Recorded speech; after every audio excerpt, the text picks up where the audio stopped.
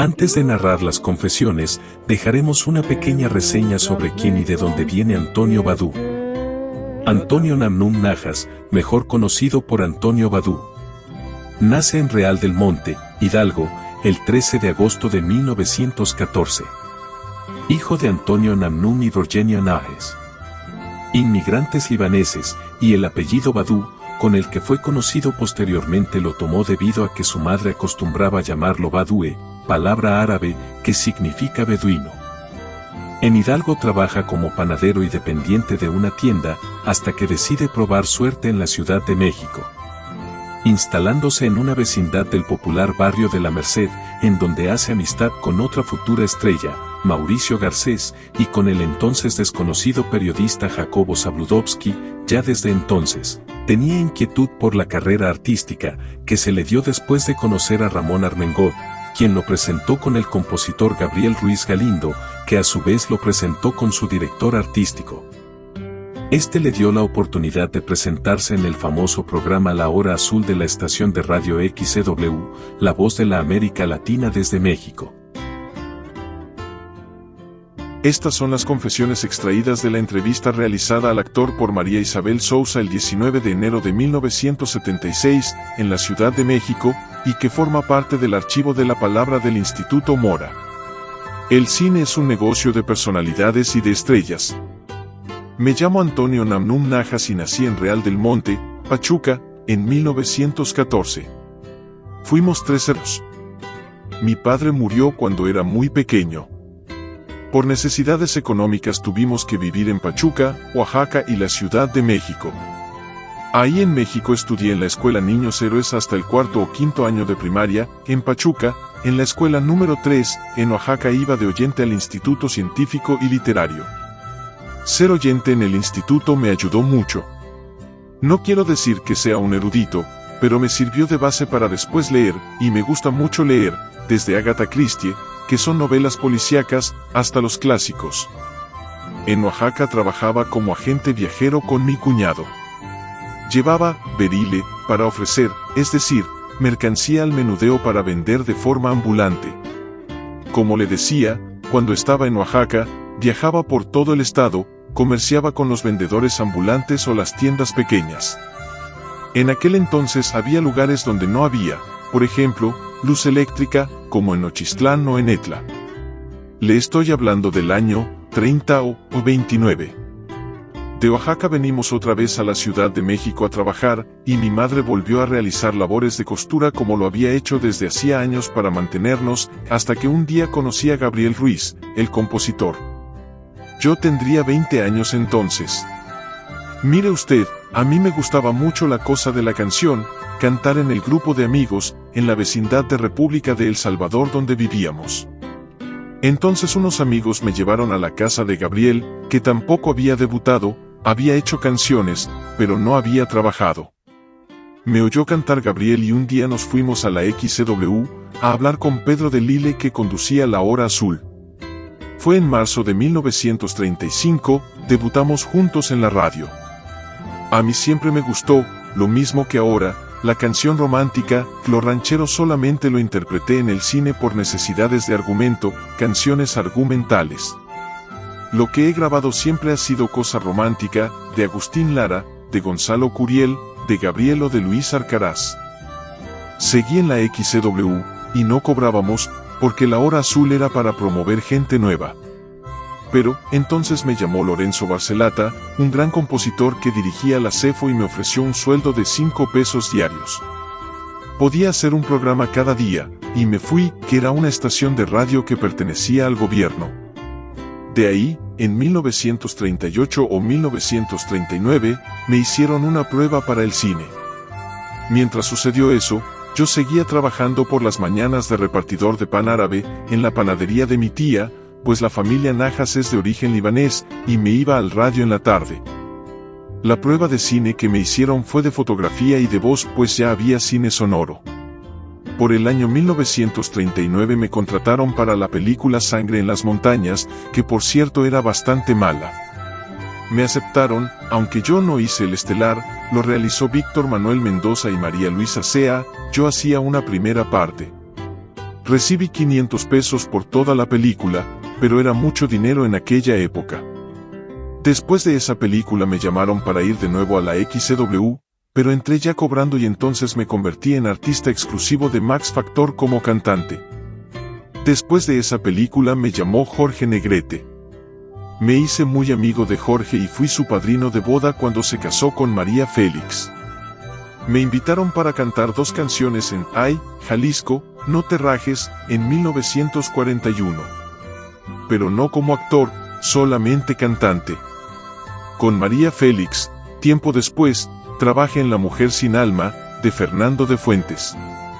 Aunque no recuerdo muy bien los años, tengo otras 3 películas realizadas por esos tiempos. Adiós mi chaparrita, se llamó, era una obra de Rosa de Castaño titulada Repatriados, que hice con Rafael Falcón y Josefina Escobedo, que dirigió René Cardona. Antes de Ay, Jalisco, hice El Gavilán, con Ramón Pereda, y Por una mujer, esta última fue antes de esas 2, y fue el primer estelar que hice. Cobré, creo, unos 000 pesos y era mucho dinero en esa época. Pero, si se puede decir colocar, agarrar nombre, fue con la Feria de las Flores, donde me llamaron también para hacer un estelar, y se requería un trío, entonces me llevé a Fernando Fernández y a Pedro Infante, que aún no lo conocía nadie. Mi auge ya fuerte fue a partir de 1944, cuando trabajé en Me he de comer esa tuna. Mire usted, más que gustarme mis inicios en el cine, lo fui necesitando, el motivo más que nada de subsistir, ¿no? Es igual ayer que hoy, ¿no? A partir de entonces me dediqué definitivamente a cantar y al cine. En relación con el tipo de filmación de aquellos años le puedo decir que era de mucha camaradería, de amistad. Por ejemplo, cuando hicimos Adiós, mi chaparrita, nos quedamos empeñados en Puebla porque no había con qué pagar el hotel, ni nuestro sueldo, no había sindicato. Existía uno, pero el fuerte lo hizo Jorge Negrete. Y lo hizo porque me consta, salimos un día del baño turco del Hotel Regis, Jorge y yo, a buscar firmas, en 43 o 42, no recuerdo, a Jorge se debe eso. Le quiero comentar que con los años también me convertí en productor, aunque el director tiene toda la importancia. Para mí ejerce más relevancia el productor, porque una película se hace en el escritorio, en el libro, que es lo que están haciendo ahora en los Estados Unidos. Porque el argumentista, de quien depende, del productor, que es el que paga. El responsable directo de un éxito o un fracaso es el productor, ya que él sabe si contrata a un argumentista malo o uno bueno.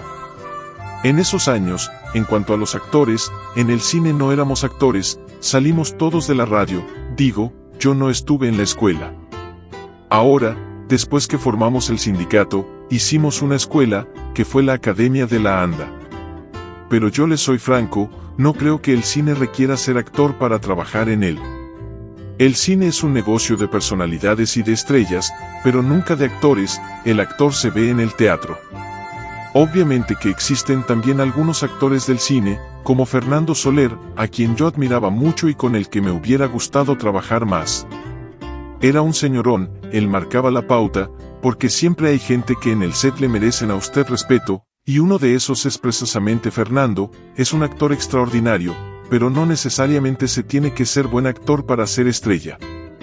Para ser estrella depende de la personalidad de la gente, el buen papel que le den, el responder en un trabajo. Hay muchos factores, la publicidad, la promoción de la producción, el buen argumento. Es mi opinión como actor, yo nunca fui ni director ni argumentista. La película que me lanzó al estrellato, como le platicaba, fue La Feria de las Flores. En mi carrera realicé muchos papeles, creo que soy el único actor que ha hecho de todo. La comedia ranchera, un venezolano, de villano que era el papel que más me gustaba como en Hipócrita, en La Virgen de Medianoche o en Vagabunda. También hice Canta Claro, un libro de Rómulo Gallegos, Ramona que se hizo 2 veces en Hollywood, hice de todo. Tengo 100 y pico de películas hechas. Yo cantaba en muchas de mis películas, aunque la música por lo general es argumental, a veces incidental, pero para la gran mayoría se planeaba asociarla a una canción. En mi época, si una canción pegaba se procuraba ponerle ese título, como El Gavilán Pollero. Grabamos esa canción Pedro Infante y yo, porque había sido un cañonazo. Un día con Fernando Fernández en un bar le escuché a Carlos Crespo, el compositor, 3 canciones, Hipócrita, Amor de la calle y Callejera. Le compré las 3 y fueron titulares de películas, porque la canción predominaba mucho.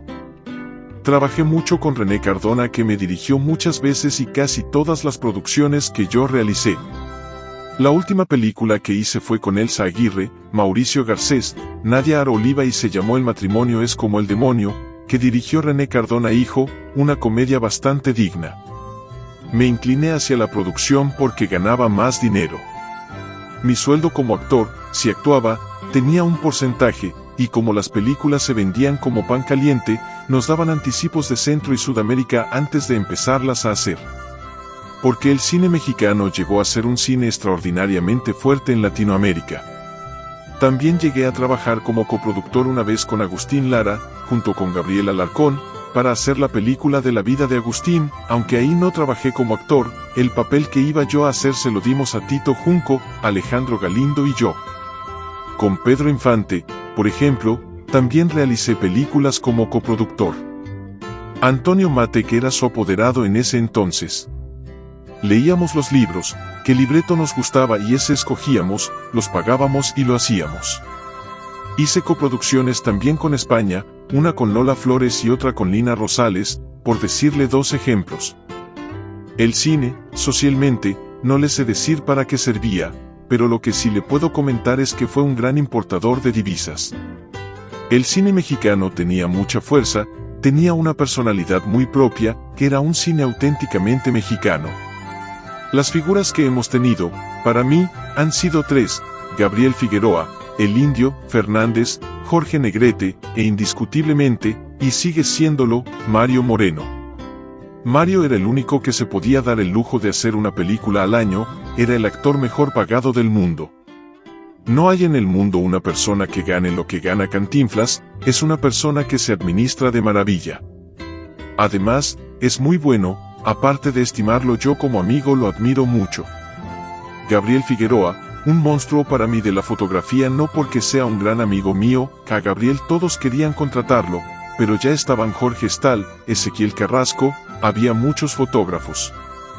México siempre ha tenido grandes artistas en la rama de la fotografía. Para mí el cine era un modus vivendi, le repito, yo salí de la radio al cine, como salieron Emilio Tuero, Fernando Fernández o Pedro Infante, que creo fue el mejor actor, joven, galán, que tuvimos, que era un muchacho intuitivo, que lo traía dentro, ¿no? Pero lo que es ahora, si le soy franco, yo no he visto películas mexicanas, me han llamado a participar y no quiero hacer cine ahora, ya no me interesa.